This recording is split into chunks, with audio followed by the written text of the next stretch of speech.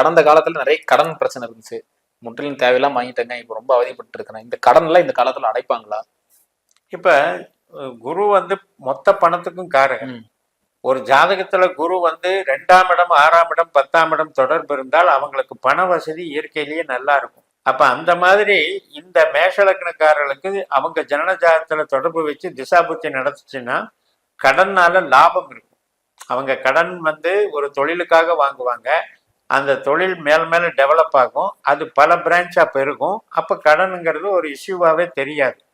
ஆனா ஒரு சிலருக்கு என்ன ஆகும்னா தொழில் ஸ்தானம் நல்லா இருக்காது, ஆனா அவருக்கு ஆசை வந்திருக்கும், தொழில் செய்யணும்னு ஆசை வந்திருக்கும், ஆனா அதுக்கு பணமும் இல்ல.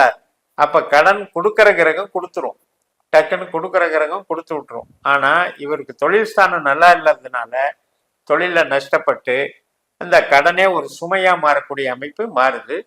இதுக்கு என்ன பண்ணணும்னா அவங்க ஜாதகத்துல குரு மட்டுமல்ல, அவங்களுக்கு எந்த கிரகம் தொழில் கிரகமா வருதோ அது பணஸ்தானம் என்ன 2ஆம் இடத்தோட தொடர்பு எடுக்கணும். 2-10 தொடர்பு இருந்து திசை நடந்தால் அது எந்த கிரகம் இருந்தாலும் நல்லது பண்ணும். அதுவே குருவாக இருந்தால் மிகப்பெரிய தொகையாக கொடுக்கும்.